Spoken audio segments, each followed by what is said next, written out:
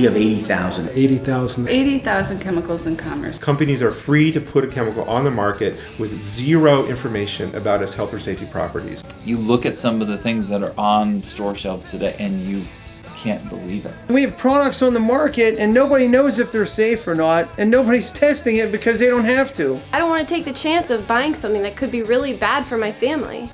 Well, that's the gang. Chances are you bought them already.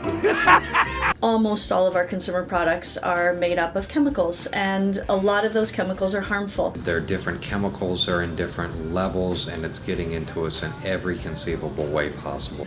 And so your body is ground zero in the battle over pollution. That's the fundamental change that's happened. Toxic chemicals that interfere with reproductive systems, that cause cancers, that interfere with our immune systems, that interfere with development. These things can all be affected by very small amounts of chemicals. Well, somehow we have industrial chemicals floating around in our bodies.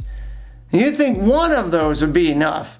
But 232, it's kind of hard to say what's going on. You know, when people start wanting to know about this stuff, when somebody in their family has cancer or learning disability. In the past 35 years, the incidence of cancer in children has jumped 27% to 1 in every 330 kids in this country.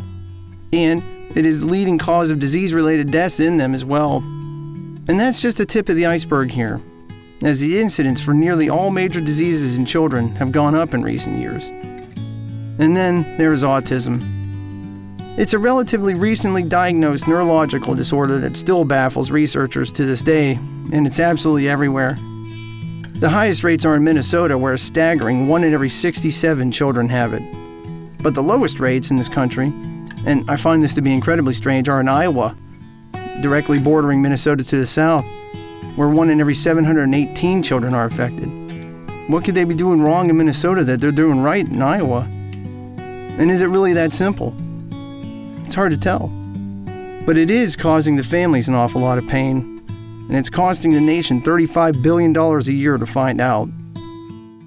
And I don't think it takes a rocket scientist to figure out, just looking at the prevalence numbers of autism, we've gone from 1 in 10,000 to 1 in 110.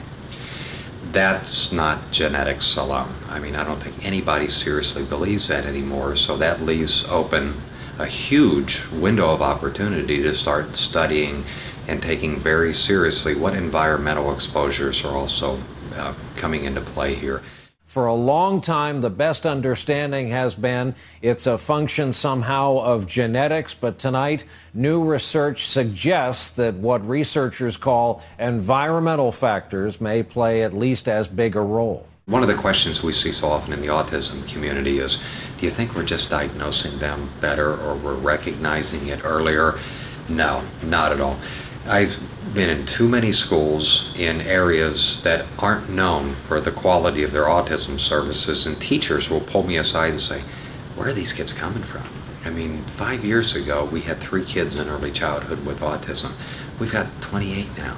There's something we have been doing over the course of the past several years that is causing or contributing to cause huge increases in autism. And there's a few things we know. We know that autism rates are much higher around government Superfund sites where the toxins are very high. That doesn't pinpoint what the toxin is, but it does pinpoint that it's environmental toxins are involved in this. And some chemicals have been directly linked. Perhaps the one most closely linked is a kind of pesticide, a class of pesticides, the organophosphates. They were originally developed in World War II as nerve gas agents, as agents of war, and now we spray them on our food. And the kids who have the highest levels in their blood are the ones that have the highest rates of autism in a number of different studies. People say to me, like, what do we need to fix this system? I say it's simple. Everything. And the concern should be not just about us, but more importantly about future generations. In these next 10 to 15 to 20 years, you need to do something about it. There are choices that people can make. There are things that we can do about it. Each one of us can be that beginning today. The difference between a chance and no chance, the difference between some hope and no hope is a huge difference.